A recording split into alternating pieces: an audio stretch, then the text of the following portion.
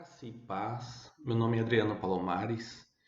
Venho através desse vídeo responder a um membro de uma instituição religiosa chamada Sã Doutrina Espiritual do Sétimo Dia. Bom, vamos lá.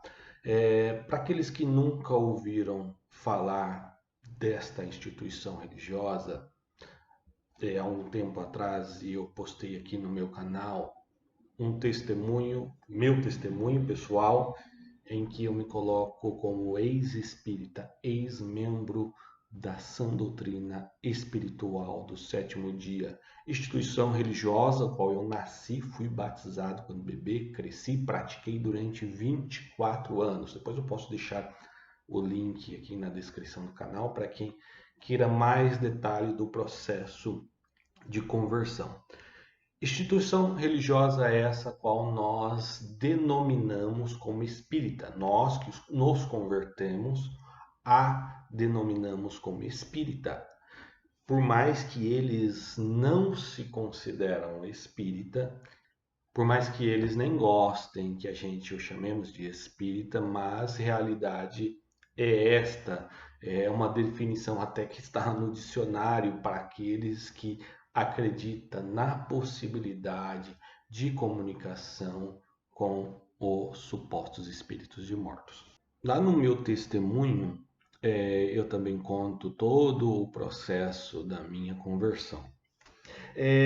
Apesar de ser um mecanismo religioso, uma seita, um grupo que tem crenças de linha espírita, eles usam a mesma Bíblia cristã evangélica. Eles não têm livros próprios, eles não têm tradução de Bíblias próprias. Eles usam a mesma Bíblia cristã evangélica, a qual é a Bíblia comum para aqueles que professam a fé em Jesus Cristo. Porém, para defender as suas crenças, defender as suas fés, eles aplicam a sua interpretação no texto. Eles inserem no texto a visão, eles não tiram a visão do texto, eles não tiram a explicação do texto.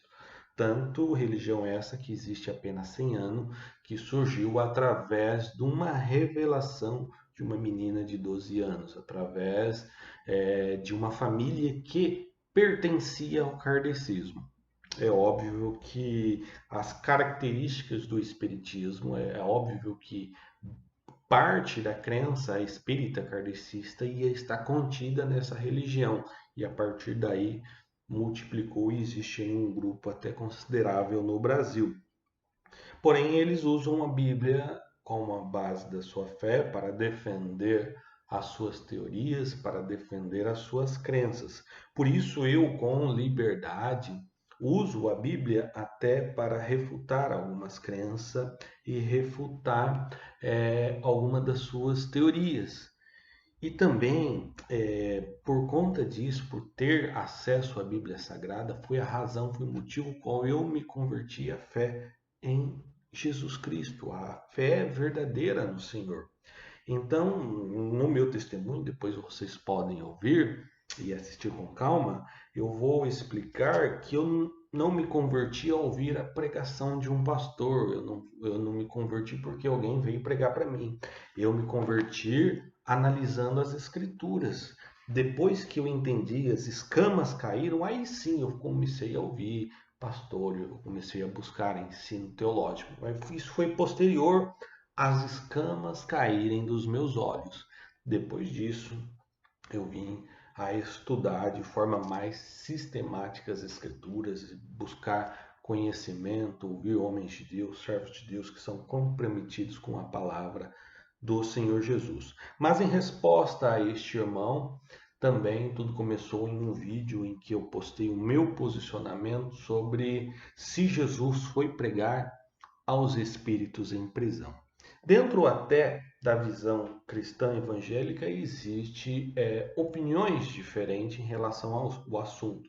Se Cristo foi ao mundo espiritual de forma literal ou se Cristo, da forma qual eu defendo, pregou aos aos rebeldes do período de Noé, enquanto eles estavam vivos através de Noé.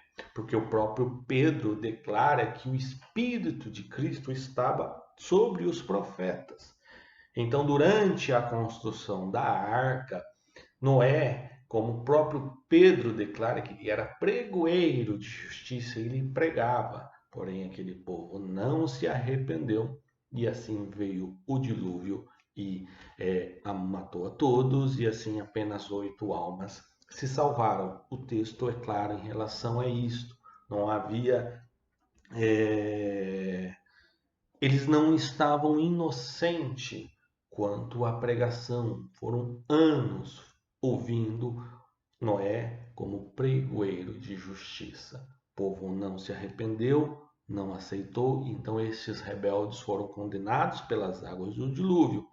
Então Pedro depois, posteriormente, declara que Jesus pregou aos mortos. Só que quando Pedro se refere-se aos mortos, é o estado naquele momento que Pedro se refere a eles. Mas quando a pregação foi feita, eles sim estavam vivos. E na resposta até deste membro desta seita para defender as suas teorias, ele usou diversos outros textos, porém eu vou me atender a apenas um, que é 1 Coríntios capítulo 3. Eu vou tentar explicar de forma resumida 1 Coríntios capítulo 3. Por quê? Este segmento de seita, ele se alinha um pouco ao catolicismo na crença do purgatório. Eles acreditam numa espécie de fogo purificador. No catolicismo eles chamam de purgatório, onde ímpios ou pessoas desobedientes, quando morrem, são enviadas para este local, onde ficam durante um tempo, purificando-se dos seus pecados, para então depois ter a possibilidade desses espíritos ou destas almas serem salvas. Essa é uma crença básica deles. Porém, nesta instituição religiosa, além deles acreditarem nisso, todo o processo, vamos dizer assim, toda a manipulação é feita por eles. Então, se não existe esta instituição religiosa na Terra, seria quase, vamos dizer assim, que impossível resgatar esses espíritos do purgatório e realizar a salvação daqueles que não são membros participantes dessa seita. E eles, alguns chegam, têm a ousadia de dizer, apesar da instituição existia apenas há pouco mais de 100 anos, que os apóstolos praticavam estes rituais. Coisa que a Bíblia não fala jamais, nem sequer que cogita a possibilidade de comunicação com os mortos. Isso é totalmente fora da realidade bíblica. Então vamos lá. Então, por conta deles acreditarem neste fogo purificador, e eles acreditam que os espíritos dos mortos não crentes e não pertencentes a esta seita precisa ser purificado, lançado no fogo, e depois esses espíritos precisam se arrepender, e depois para que assim eles sejam salvos, e depois eles vão virar anjinhos e trabalhar aqui na Terra em favor dos outros. Então, baseado nisso, eles usam o texto também de 1 Coríntios capítulo 3, onde Paulo fala a respeito do fogo, onde o ouro, um edifica como ouro, como a prata, outros como madeira, como feno, palha, mas a obra de cada um vai ser manifesta, e o fogo há de se declarar e há de se queimar a obra de cada um. Então eles usam esse texto e aplicam, na verdade eles aplicam a ideia, este pensamento espírita neste texto para defender uma purificação, uma espécie de purgatório no fogo, através do fogo. Quando a gente se converte, quando a gente conhece a Cristo e a gente começa a estudar as Escrituras, ainda que nós temos a Bíblia em português na mão, escrita em português, e há diversas atualizações de palavreado, sem mudar o contexto, sem mudar a essência da palavra, por mais que nós temos o acesso apenas ao texto em português, mesmo assim, quando nós lemos o contexto do texto, fica muito claro o que o texto quer dizer em relação àquele assunto. E quando nós lemos as Escrituras como um todo, mais ainda as coisas se tornam claras.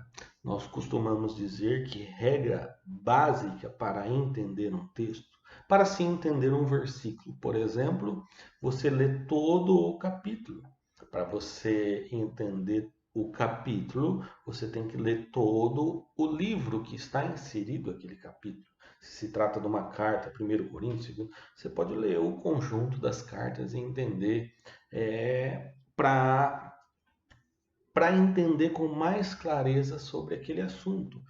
E quando você quer muito mais além, quando você quer defender uma ideia, você usa o texto, você usa o contexto, você usa o conjunto dos textos e assim por diante. Você usa a Bíblia para explicar a própria Bíblia.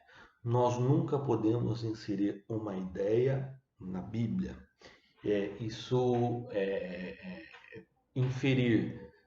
Então você corre o risco. Por isso que Paulo tem o cuidado, se alguém anunciar um outro evangelho além deste que já está posto, é anátema, é maldito.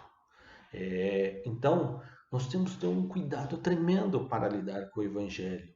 Porque se eu anunciar um outro evangelho além deste, eu sou maldito. Veja só a responsabilidade que era anunciar a palavra de Deus. Veja quão é grave o surgimento das seitas, dos grupos, que é um evangelho adulterado, é um outro evangelho. Então isso é maldito, isso é maldição.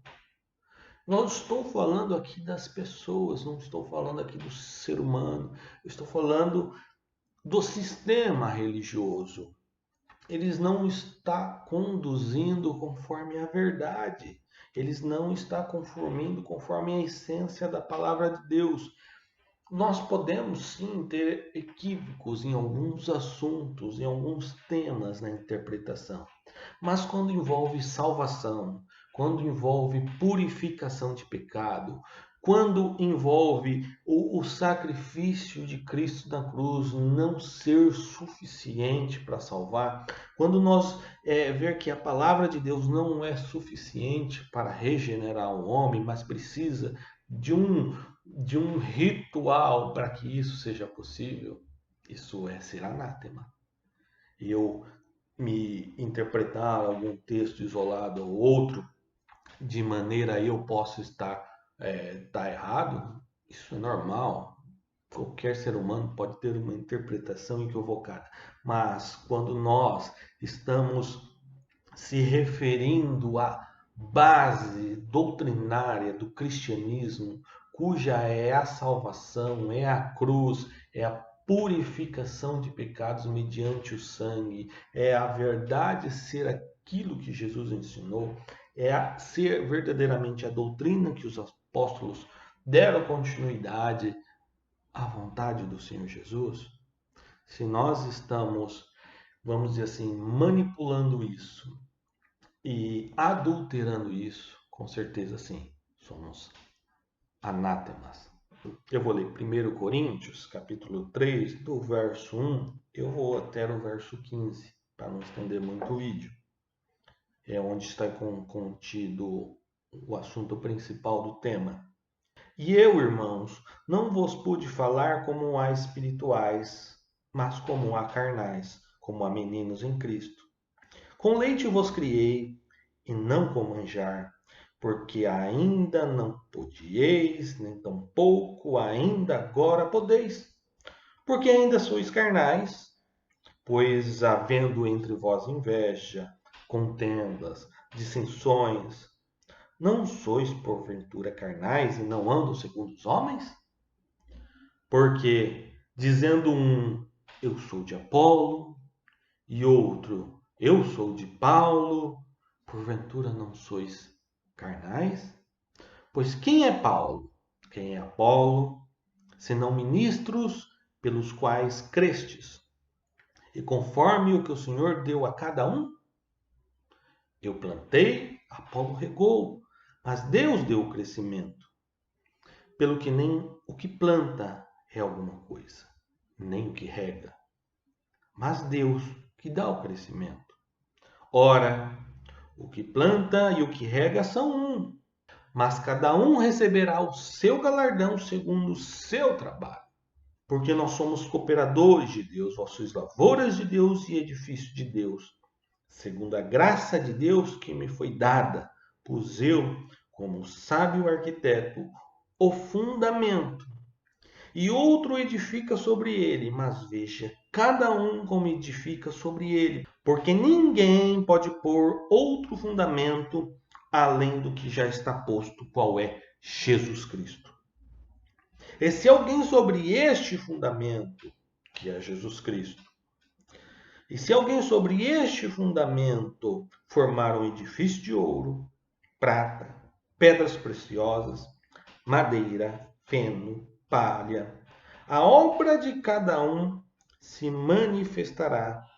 Na verdade, o dia a declarará, porque pelo fogo será descoberta, e o fogo provará qual seja a obra de cada um.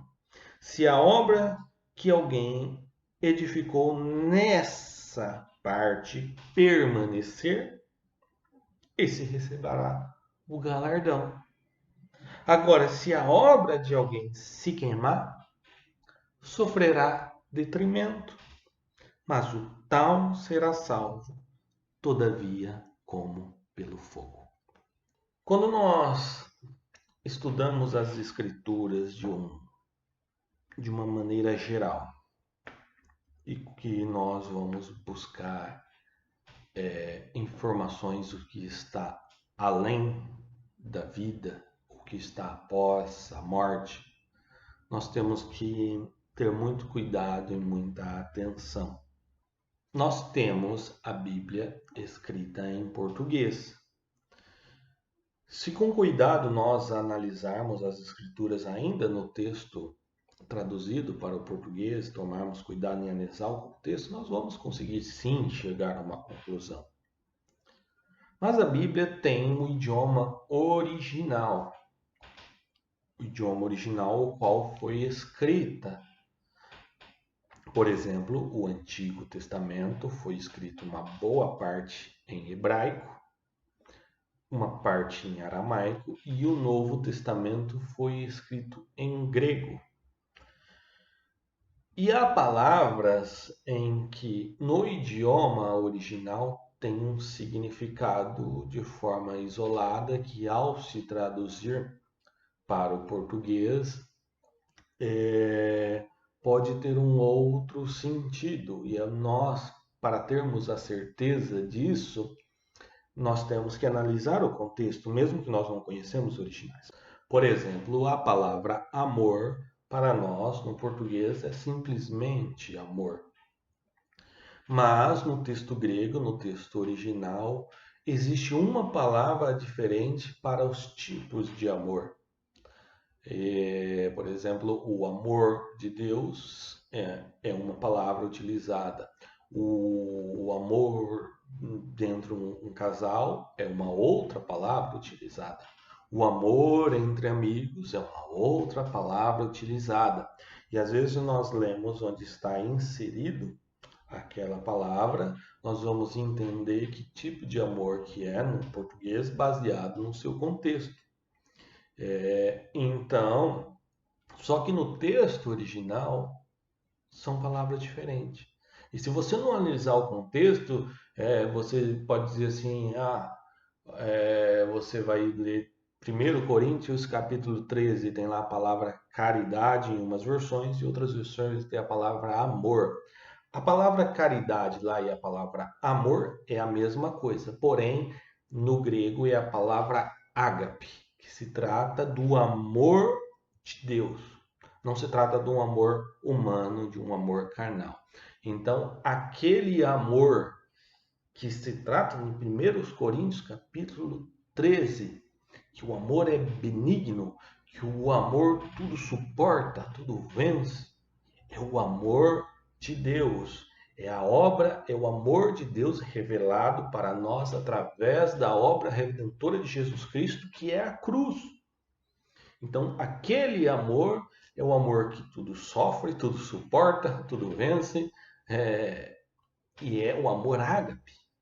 Então a gente pega, aí a gente usa um outro texto da Bíblia que tem lá também a palavra amor, mas a gente não conhece o texto original e usa o versículo sem o contexto, a gente pode aplicar de forma equivocada.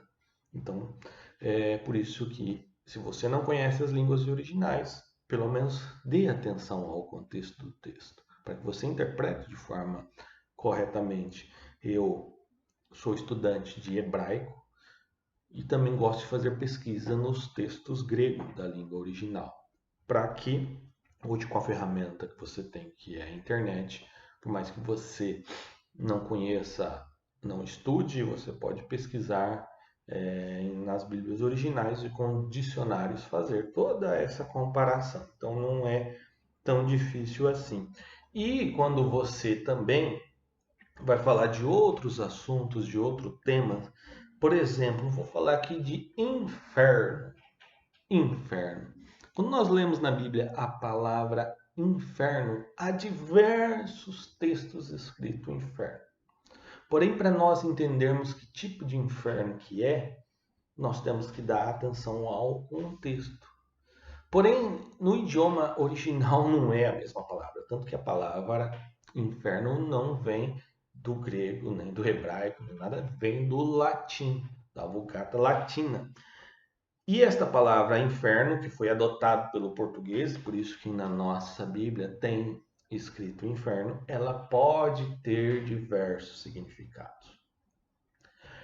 Só que é interessante quando Jesus, na parábola do rico e do Lázaro, quando ele vai tratar do assunto do rico, do não salvo, daquele que morreu e após a morte ele não usa a palavra inferno. Pelo menos na tradução não se utilizou a palavra inferno, se utilizou a palavra Hades. Enfim, mesmo assim, se tivesse escrito lá a palavra inferno também, eu não veria um problema, desde que eu soubesse ter na minha mente, ao analisar os contextos, que a palavra inferno em um texto significa uma coisa, a palavra inferno no outro texto significa uma outra coisa. Tanto que a palavra inferno, por exemplo, há textos que inferno vai estar se referindo à sepultura, ao lugar dos mortos, que é a sepultura. Há textos que vai se referir, que está escrito inferno, que está se referindo ao lugar como o Hades, por exemplo, onde é sim um mundo espiritual onde os não salvos ficam até que o Senhor Jesus volte. E existe também a palavra inferno se referindo ao lugar onde os demônios estão aprisionados. A palavra Hades, ela vem já de uma ideia grega e ela representa um lugar de tormento. E um lugar de tormento ou um lugar punitivo, porém não tem nada a ver com purgatório. Em nenhum momento a palavra Hades indica um lugar de purificação. Na Bíblia não expressa lugar de purificação. A Bíblia expressa que a forma de purificação de pecados é mediante o sangue de Cristo. Quando a Bíblia se refere a Hades, por exemplo, que é um lugar onde, vamos dizer assim, do pós-morte do não salvo, representa lugar de tormento, mundo dos mortos. Não tem nada a ver com purgatório, com fogo purificador. E quando aparece a palavra bíblica que é o Sheol, dependendo da forma que você lê, o Sheol, significa a mesma coisa que a palavra AIDS, porém ela é a versão hebraica desta palavra que para nós muitas vezes vai estar traduzida como inferno. Então, no Antigo Testamento, quando vai se referir ao inferno, para nós em português, sim, se refere como Seol, Sheol, ou no grego, quando encontramos esse texto no grego, se refere-se como Hades. Porém, nem toda vez que a gente encontra a palavra inferno na Bíblia, ela quer dizer o lugar dos mortos. Pode estar se referindo simplesmente à sepultura, por exemplo. E também a palavra inferno pode se referir ao abismo. Abismo claramente é um lugar onde estão os demônios, são seres espirituais que nunca foram encarnados. Há outra palavra que, por exemplo, segundo Pedro 2,4 diz que para nós, na tradução em português, está inferno, só que no texto grego está a palavra tártaro, que é onde está uma classe de demônios aprisionadas à espera do dia do juízo. Pode ler lá, segundo Pedro, capítulo 2, verso 4, você vai ler na Bíblia em português a palavra inferno, que não é o mesmo inferno do que aparece para o mundo dos mortos, para aqueles que já morreram, mas é um inferno que no texto original se trata do Tártaro, que é um lugar específico onde está uma classe de demônios aprisionadas, o qual Deus os reservou para o dia do juízo.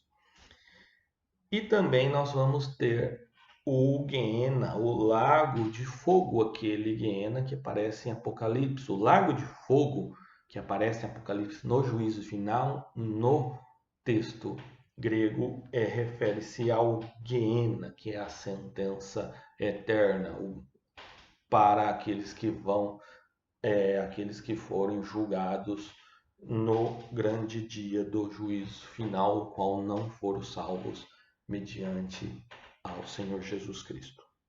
Dito isto, nós vamos para o texto de 1 Coríntios 3.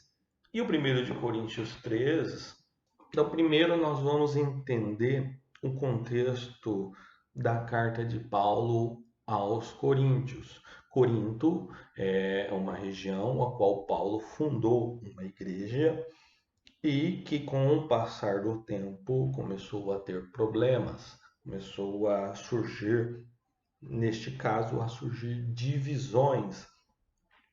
Porém, Paulo aqui está lidando com crentes. Paulo não está escrevendo para descrente. Esse é o primeiro passo. A carta de Paulo ao Coríntios e as cartas de Paulo às igrejas, ela está sendo falada para cristãos, não para não cristãos, não para aqueles que não conhecem as palavras de Deus. Ela não está se referindo a ímpios, ela está se referindo a cristão. Por isso que Paulo chama a atenção de cristão. Paulo está chamando a atenção de uma igreja a qual lá estava fundada. A carta de Paulo aos Coríntios não é para a cidade de Corinto, mas é para a igreja que estava em Corinto. Então ele estava dizendo para cristãos. Então, por isso que a chamada de atenção dele é justamente porque dentro daquela igreja havia pessoas que estavam vivendo com costumes carnais. O que é um costume carnal? Ele próprio diz: invejas, contendas, dissensões. Ser espiritual representa viver segundo a palavra de Deus, em obediência à voz do Senhor Jesus. E quando você desobedece e deixa com que o pecado, as questões carnais entrem em você, você deixa de ser espiritual. Ou seja, a prática da inveja, as contendas, as dissensões são práticas carnais e não espirituais. E a divisão começou por quê? Porque Paulo fundou a igreja. O Apolo também trabalhou na igreja. Porém, também tinha Cefas, que é Pedro, que também era um dos cabeças da igreja de Cristo, da igreja primitiva. E aí começou a surgir divisão. Ah, eu sou de Paulo, outro não, eu sou de Apolo, outro eu sou de Cefas. E começou a criar pequenos grupos e se dividirem. Começaram ali a ter discussão. Ah, não, eu adoto, mas a ideia é de Paulo, outro. E começou a criar divisão na igreja. Porém, Paulo chama a atenção disso. Poxa, quem é Paulo? Quem é Apolo? Quem é Cefas? Nós somos ministros de Cristo, né? E nós somos um. Paulo, somos uma única igreja. Apesar de ter diversas igrejas, eles ser uns outros, nós somos um. Nós defendemos uma única ideia. Não há para ter divisão. Eu plantei, Apolo regou, mas o crescimento vem da parte de Deus. Porque o que planta, o que rega não é nada, mas quem é alguma coisa é Deus, porque é Deus que dá o crescimento. E aí ele vem e fala, porque o que planta, quem é o que plantou? Paulo. O que rega, quem regou? Apolo. Nós vamos receber conforme conforme o nosso trabalho. Nós vamos receber o galardão. Galardão significa recompensa, segundo o nosso trabalho. Então, Paulo está ensinando àquela igreja que cada um de nós temos um trabalho, temos uma missão, nós como cristãos. E segundo o nosso trabalho, nós vamos ter uma recompensa. Nós vamos receber o galardão e esse galardão vai ser proporcional ao nosso trabalho. Aí Paulo fala assim, versículo 10. Segundo a graça de Deus, ele se colocou como sábio arquiteto, e aí ele fala assim, e como sábio arquiteto, ele se pôs sobre o fundamento. Ele declara aqui, no verso 11, que o fundamento é Jesus Cristo. Aí ele fala, só que vocês têm que tomar cuidado como vocês edificam sobre o fundamento. Não existe outro fundamento. O único fundamento é Jesus Cristo.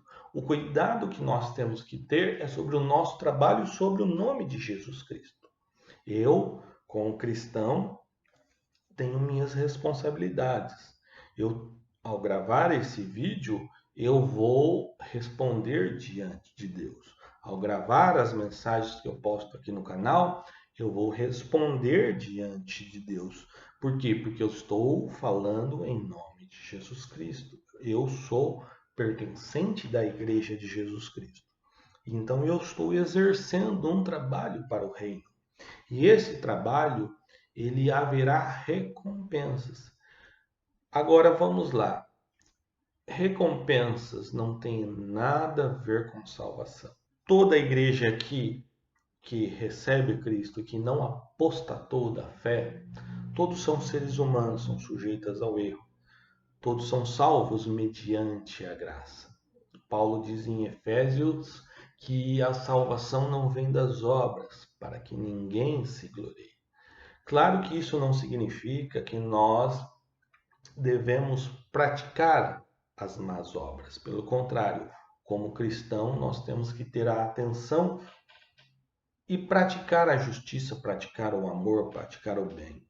Porém, não são as obras que nos conduzem à salvação, mas é Cristo quem salva. É Cristo quem nos purifica do pecado. É Cristo quem não vai nos galardoar e nos recompensar do trabalho. Porém, uma coisa é uma coisa, outra coisa é outra coisa.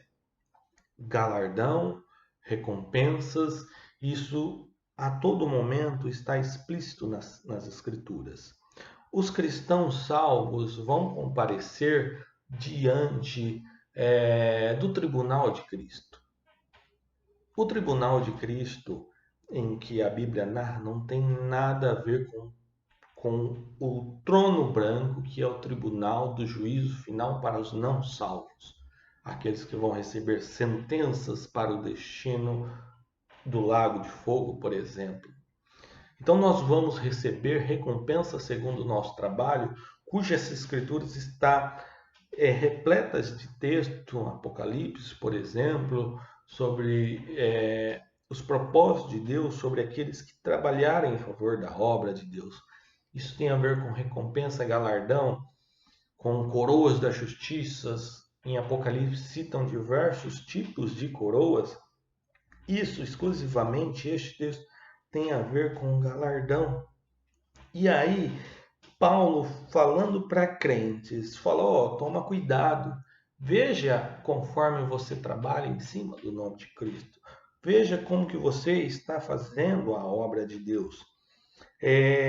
Porque se alguém sobre este fundamento formar um edifício de ouro, de prata, pedras preciosas, madeira, feno, palha, a obra de cada um se manifestará o dia. A palavra dia aqui está em letra maiúscula. O dia a declarará. Existe um dia específico. Acontecerá um evento específico que, escatologicamente falando, nós cristãos acreditamos que é quando Cristo voltar e a igreja, os cristãos salvos, encontrar Cristo nos ares. Isso é um evento único, isso não está acontecendo dia após dia com os mortos. Os mortos morrem, os espíritos ou as almas do justo aguardam no paraíso, as almas do não salvos aguardam no Hades, no inferno, conhecido como Hades. Isto, segundo a parábola do rico e do Lázaro, que Jesus explicou com a sua própria boca. Quem está no Hades não pode ir para onde estão os salvos no paraíso. Quem está no paraíso não pode ir aonde os que estão no Hades. E quem está no paraíso e quem está no Hades não pode ter acesso à terra e avisar aqui os parentes, os amigos, para que, olha, toma cuidado, porque o Hades aqui é um tormento danado. Não acontece isso. Por isso que essa prática, esse pensamento é espírita. Jesus, na parábola do rico Lázaro, Lucas 16, explica claramente o que acontece após a morte. Não há possibilidade, há lugar de repouso, de descanso para almas dos salvos, há lugar de tormento para a alma dos não salvos. Por isso que Hebreus diz que ao homem está ordenado morrer uma única vez, vindo depois disso o juízo. O juízo é um evento único e não está acontecendo todos os dias um juízo. Apenas que para aqueles que não estão salvos, resta-se o juízo. Resta-se aguardar, é o que segue após a morte, é o juízo. É um evento único quando o mundo há de ser julgado pelo Senhor Jesus. Porém, para nós salvos, nós não seremos julgados, nós não enfrentaremos um tribunal de sentenças. Os salvos irão comparecer ao Senhor Jesus em uma, vamos dizer assim, em um tipo de tribunal para recompensas de trabalho, não é um tribunal de júri. A Bíblia, no seu texto original, também divide os tipos de tribunal, os tipos de juízo que nós vamos receber. Então, este texto está falando para nós, no dia que nós vamos nos comparecer diante ao tribunal de Cristo. O tribunal de Cristo não é o juízo, mas é a distribuição de recompensas para os trabalhos realizados pelos cristãos. Então vamos lá. O dia declarará, porque pelo fogo será descoberto, e o fogo provará qual seja a obra de cada um. A palavra fogo aqui, no texto original, significa fogo. Mesma coisa que fogo em português é no original. Só que Paulo aqui está usando uma figura de linguagem. Ouro, figura de linguagem. Prata, figura de... E fogo. Aqui não está falando do mundo dos mortos. Essa palavra fogo não significa Hades, não significa Tártaro, não significa purgatório, não significa nada disso. Paulo está usando de comparação. Agora, fogo sendo uma figura de linguagem, por exemplo, para vocês entenderem melhor, se vocês lerem, por exemplo, vamos lá, Jeremias capítulo 23, verso 29, diz assim: Não é a minha palavra como fogo, diz o Senhor, e como um martelo que esmiuça a penha? Veja que interessante. Jeremias, usando a palavra fogo como figura de linguagem, e o Senhor dizendo através do profeta: não é a minha palavra como fogo? E diante de Deus, qual é a forma em que as nossas obras serão reveladas? Pensa, você estar diante de Deus e ali a obra de cada um vai ser revelada. Como que isso é revelado? Através da palavra. Hoje você tem as escrituras, você tem aqui as instruções da forma como você deve viver, proceder. E como cristão, qual é a sua missão? E aí você vai chegar diante de Cristo, diante de um tribunal. O fogo há de revelar qual foi sua obra. Qual que é o fogo? Como que é a forma? Você lembra que estava escrito em relação a isso? Você não fez isso, era para você ter feito aquilo.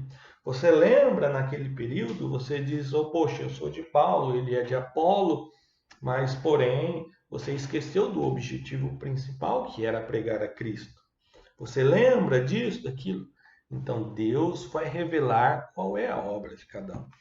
Porém, se a sua obra for revelada e ela for como pedras preciosas, como ouro, prata, você vai receber a recompensa pelo trabalho que você realizou.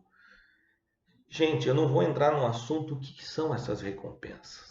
É porque muitos pensam que quando você for para a eternidade, você não vai ter nada o que fazer. O estado é eterno, o mundo vindouro, nós acreditamos que haverá, por exemplo, hierarquias, haverá trabalho, haverá, claro, é um outro estado, uma outra condição. Baseado em alguns textos das Escrituras, nós entendemos que, apesar de um corpo perfeito e sem pecados, incorruptível, que nós vamos herdar, nós não vamos ficar em um estado eterno assim, debaixo de uma árvore, sem fazer nada. Haverá sim uma continuidade de vida, mas de vida eterna, sem corrupção. E a distribuição de galardão da recompensa, ela é como se fosse determinar a nossa condição de estado eterno. Mas em nenhum momento está dizendo aqui que irá nos condenar. Então, nesse dia, se a nossa obra estiver como ouro, como pedras preciosas, nós vamos receber a recompensa conforme aquilo que eu estou fazendo em nome de Cristo e para Cristo. Porém, se aquilo que eu estou fazendo for comparado à madeira, a feno, a palha, naquele dia a obra vai ser declarada e eu vou ser provado quanto a isso. Se aquilo que eu edificar nessa parte, conforme aquilo que eu edifiquei naquela parte, eu vou receber a minha recompensa. Veja o verso 14. Se a obra que alguém edificou nessa parte permanecer, opa, se aquilo que eu fiz em nome de Jesus, poxa, foi conforme a palavra, o que está escrito aqui? Esse receberá o galardão. Então, se eu fizer aquilo conforme a palavra, eu vou receber a minha recompensa. Porém, se aquilo que eu fizer, a palavra, que a palavra de Deus, ela manifestar e ela mostrar, ela queimar, ela dizer, poxa, você não fez conforme a totalidade das escrituras. Você falhou nisso, você falhou nisso, você falhou nisso. Aí disse assim, se a obra de alguém se queimar, ou seja, se a obra revelar qual foi o meu erro, sofrerá detrimento. Veja lá. O que significa detrimento? Significa perda. Se a minha obra se queimar, eu vou perder. Perder o quê? Do que o texto está tratando? Galardão, recompensa. Então, se naquele grande dia, aquilo que Deus me impôs através da sua palavra, eu não consegui viver na sua totalidade, ou em alguns pontos eu falei, eu vou sofrer perda de galardão. Mas todavia eu estou salvo. Todavia eu será salvo. Aqui fala como pelo fogo. Mas o tal será salvo, todavia, como pelo fogo, semelhante ao fogo. Semelhante, isso é uma analogia, isso é uma figura de linguagem. De qualquer forma, eu estou salvo, porque ele está falando para cristão, para crentes, para salvos. Ele não está falando para pessoas não salvas esse texto. Está falando para a igreja. E se a igreja, no dia que for estar diante de Cristo para receber as suas recompensas, se esse não fez o trabalho como deveria ser, na distribuição de galardão, ele vai perder galardão. Ele não vai ter recompensa e na sua vida, na sua continuidade eterna, ele vai estar em uma posição inferior ou coisa assim do tipo. É difícil entender para quem é membro de uma seita. Para isso você tem que estudar as escrituras como um todo. Porém, quem é cristão vai entender claramente, que é um cristão, um teólogo, claramente o que eu estou falando, não há dificuldade em entender isso. Mas eu sei, eu já fui membro desse segmento espírita, eu sei que é difícil entender que a ressurreição ela não aconteceu ainda, ela acontecerá na volta de Jesus Cristo. O estado pós-morte é um estado de espera. A única diferença é se você é salvo, se você está guardado com Deus, a sua alma está salva, está no paraíso, está no descanso, à espera do retorno de Cristo. Mas se você não é um não salvo, assim como ensina a parábola do Lázaro, a sua alma está no Hades, está em estado de tormento, aguardando o grande dia para que sejam julgados. Porém, não há mais nada o que se fazer. Em Apocalipse fala assim: ser fiel até a morte. Por que até a morte? Porque não existe possibilidade de ser fiel após a morte. O nosso limite chama-se morte. A nossa resposta ao Evangelho deve ser em vida. A nossa resposta ao chamado da salvação, ao reconhecimento de Cristo como Senhor e Salvador, deve ser em vida. Vocês que estão ouvindo essa mensagem, são membros dessa seita, vocês têm o privilégio, assim como eu tive, de estar numa instituição falsa, porém vocês têm a Bíblia nas mãos. Vocês podem analisar as Escrituras. Vocês podem analisar, mas vocês têm que dar ouvido ao que ela diz. Vocês vão ter que colocar uma interpretação em cima dela.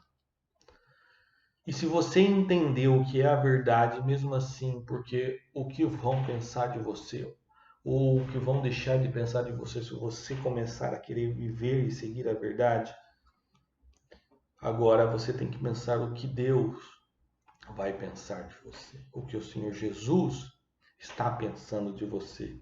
Ele morreu para te salvar. Ele se sacrificou assim na cruz para que os seus pecados fossem perdoados. Mas você acredita que você, em um culto, em um formato ritualístico, você promove purificação de pecados? Ou seja, para que Jesus morreu na cruz? Se fosse necessário de um mecanismo de rituais para que as pessoas pudessem se purificar e não ser salvos, para que Jesus deveria morrer na cruz? Bastará fundar uma religião como esta desde o princípio e isso estar explícito nas Escrituras. Isso era para estar escancarado nas Escrituras. Então é só uma questão de pensar, gente. Pensa bem, meu Deus do céu. Você que é membro desta seita e de qualquer outra, que não vê Cristo como suficiente, que não vê Cristo como o dono da salvação, como suficiente, como seu único mediador. Às vezes você confia em mortos, confia em profetas, confia em médiuns, confia em homens, confia em supostos espíritos como mediadores. Cristo é o único mediador entre Deus e os homens. Ele é o único que pode lhe oferecer salvação. E a sua mensagem é esta. Ele mesmo falou: eu falei abertamente ao mundo e nada disso em oculto. O sistema de religioso de vocês é oculto, é fechado. E Jesus disse, eu falei abertamente ao mundo, nada disse em oculto. Gente, acorda, pelo amor de Deus. Jesus, nós estamos vendo o que está acontecendo com o mundo. Jesus está voltando, ele há de voltar. E se ele não volta hoje, a morte pode chegar para cada um de nós a qualquer momento. E aí resta apenas um juízo, assim como dizem Hebreus. Então tende cuidado, gente. Vamos olhar para as Escrituras, vamos olhar para a palavra. Todo mundo tem uma Bíblia aí na estante, todo mundo tem uma Bíblia aí no telefone. Hoje a internet você acessa a Bíblia. Não quer acreditar no que eu disse, não precisa acreditar. Apenas estuda a palavra de Deus, mas dá ouvidos ao que ela diz. Tenta tirar esse mecanismo, você acredita num ritual, em comunicações com os mortos, porque eu encaixo isso na Bíblia. Pega só a Bíblia, lê. 1 Coríntios capítulo 3, lê isso. O que isso tem a ver com purgatório? Onde está isso aqui? Aí você pega 1 Coríntios capítulo 13, lê. Onde está ali um ritual de mortos? Pega ali Mateus capítulo 13, a parábola do joio e do trigo. Lê. Depois lê mais. Jesus mesmo explica aquela parábola. A ceifa é o fim do mundo. E ele enviará os seus anjos para fazer a separação. Quem é que faz a ceifa? Quem é que cumpre aqui? É Jesus. É só ler, dá ouvidos. Lê o 14 de João, 15, 1 fala sobre o Espírito Santo Consolador. O que aquilo tem a ver com os espíritos mortos? O Espírito Santo no singular, promessa do Consolador. O que aquilo tem a ver com o ritual de uma seita religiosa? Nada. Nada. Talvez alguns que assistem esse vídeo não vai estar entendendo nada. Mas quem é membro de uma seita vai estar entendendo que aquilo tem a ver com o Evangelho. Não tem nada a ver, meu Deus. Gente, é momento de acordar. Esse desabafo não é porque eu não gosto das pessoas membros dessa seita, mas é porque eu os amo. O meu pai ainda é membro desse sistema religioso. Meus sogros ainda são membros. Uma parte da minha família, dos meus sobrinhos ainda são membros. Eu os amo, eu converso com eles, eles são. Porém, eu estou aqui na missão de alertar por amor. Por amor. Pense nisso em nome de Jesus. Dobre o seu joelho, ora a Deus, pede a Deus a sabedoria. Pede a Deus sabedoria, eu sei que Ele vai lhe dar, assim como Deus Salomão. Eu me lembro quando eu era membro aí desta seita, em que eu estava na posição de presidir os trabalhos espiritual, que é no momento em que preside comunicação com os mortos, e eu estava, minha mente ela já estava se abrindo aos poucos. Toda vez que eu ia falava, Deus me dá sabedoria, porque se eu estiver fazendo isso não é conforme a sua vontade, me dá sabedoria. E Ele me deu, e hoje eu não estou mais aí, eu estou aqui. Não usa textos isolados, não usa texto, não eram de nós, saíram de nós porque não eram de nós. Gente, pelo amor de Deus, isso tem nada a ver. A igreja é constituída não por denominações. A igreja de Cristo não é constituída por placa de igreja, não é a Assembleia de Deus, não é a presbiteriana, não é a quadrangular, mas todas as igrejas que têm uma única ideia em relação a salvação, em relação à cruz de Cristo, em relação à redenção, em relação à ressurreição, todos professam uma mesma fé, independente da placa e da instituição. Você vê alguns escândalos em alguma igreja e tal, isso não tem nada a ver com Cristo. Homens erram, homens pecam, homens se corrompem, mas há muita gente séria. Há pessoas neste momento morrendo por amor de Cristo em países perseguidos, em países na Coreia do Norte, há cristãos em países muçulmanos morrendo neste momento, assim como os apóstolos morreram. Você está num país livre. E aí, gente? Essa pessoa ainda vai purgar aí? Vocês vão ter que salvar elas, vocês aí em um culto de cabeça baixa. Vocês ainda vão fazer o ritual para salvar ela. Há cristãos morrendo pelo amor ao Evangelho. Nossas igrejas sérias que arrecadam dinheiro para sustentar essas pessoas lá em campo missionário. Tá pessoas presas em containers por defender o evangelho. Há lugares na África com escassez, com dificuldades. Nossas ofertas são enviadas para sustentar, para construir escola, para construir poços artesianos. A gente irresponsável na Igreja de Cristo, mas eles não vão escapar do juízo de Deus. A gente que usam o nome de Deus apostatando-se da fé, mas a gente séria, a igreja séria. O cristianismo é a maior religião do mundo, não é por acaso. Cristo dividiu a história no meio, o calendário está dividido no meio por causa de Cristo. E aí vocês, em meia dúzia de sectários, não acordam para ver isso. Meu Deus do céu. Deus abençoe vocês. Me perdoe se eu fui um pouco duro nestas palavras. Me perdoe, mas é pelo amor que eu tenho, primeiramente a Deus e ao Evangelho, por amor que eu tenho a todos vocês, membros de seitas e não conhecedores da palavra de Deus. Vocês ouçam, quebrante seu coração, ore a Deus e busque o discernimento no Senhor. Amém. Deus te abençoe.